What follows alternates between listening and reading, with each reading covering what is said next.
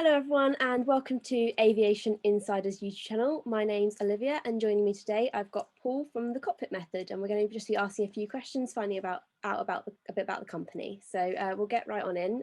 Hi Paul, welcome. Hi, Thank you thanks for for having me. joining us today. So just tell me about your company and what you have to offer, and then a little bit about yourself as well. Yeah, sure. So I'm a first officer. Started off flying originally for BMI Regional, lost my job early last year, 2019. Decided to try and stay local to where I lived, so ended up getting a job with Flybe, and then Flybe collapsed earlier this year in March 2020.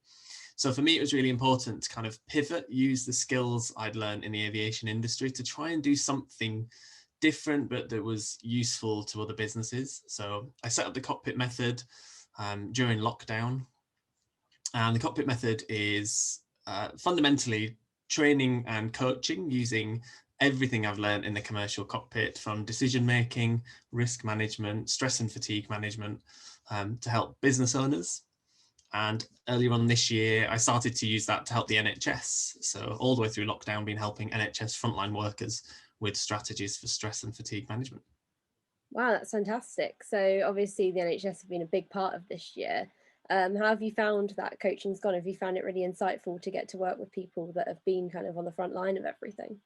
Yeah, absolutely. It's been really interesting. It kind of started with the London School of Economics did a research paper a couple of years ago where they were looking at comparing the medical industry with the aviation industry.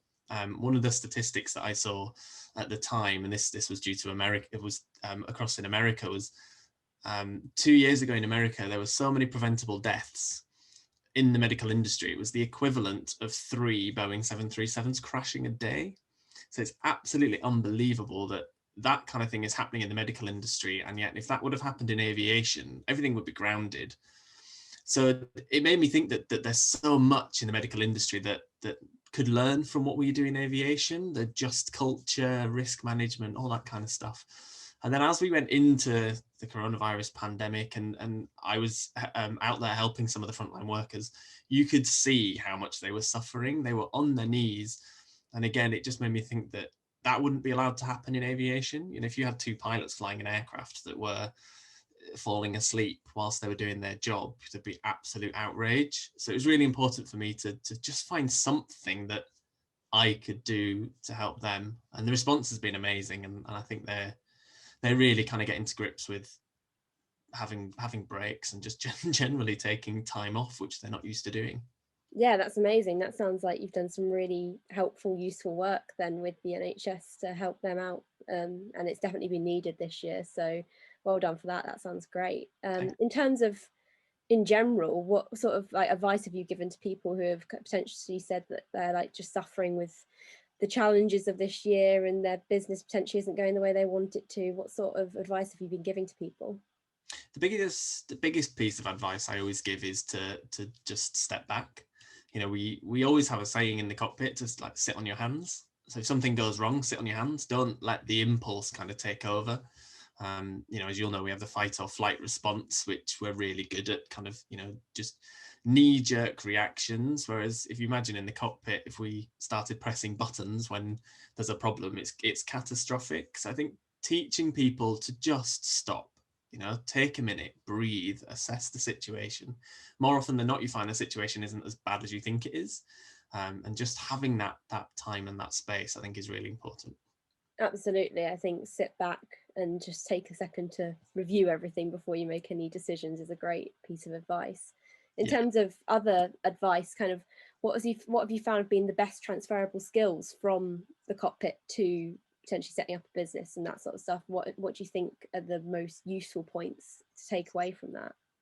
In general, for me, I think it's the methodical nature of the cockpit, hence the cockpit method. Everything I tried to create with the business was around methodology. Things just being really simple to understand. So, you know, for example, with decision making, having really simple steps that will just guide you through a decision making process. And, you know, for us, when we're trained to make life or death decisions, um, And businesses, especially during the COVID pandemic, were making life or death decisions, but didn't quite realize that they were doing it. There's very much kind of a seat of the pants kind of way of working. So I think everything we do in the cockpit is kind of transferable, but in particular, those kind of decision-making skills, communication is a massive one. We seem to forget about that, but in a world where we talk across screens now and a lot of stuff's done by email, you know, as pilots, we're used to not looking at the people we're talking to. We're used to the verbal communication skills a lot more than the non-verbal. And I think that side of it is becoming more important.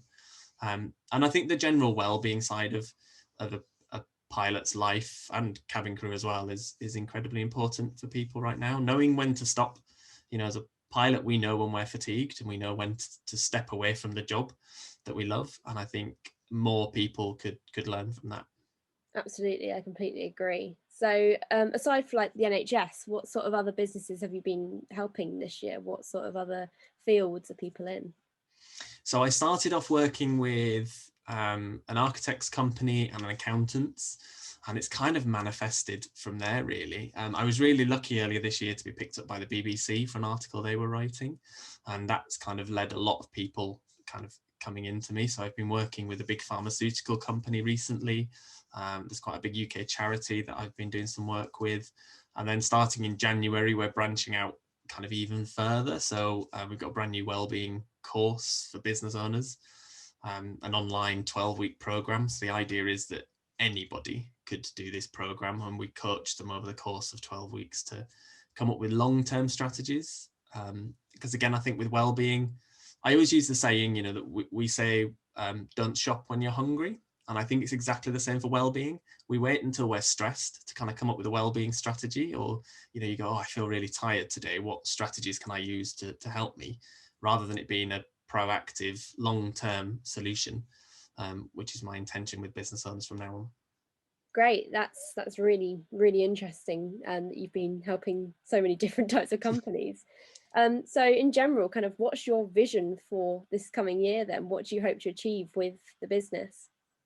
So I think my priority is going to be well-being.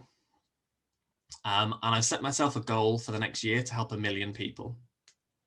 So it's quite a big goal. I'm not sure how achievable it's going to be, but I think you've got to have big goals. And you know, if it's doing something like this, and this has a big reach, you know, for me, this kind of stuff is exactly what I want to be doing as well. So yeah, help 1 million people with their well-being is let's see, ask me again this time next year.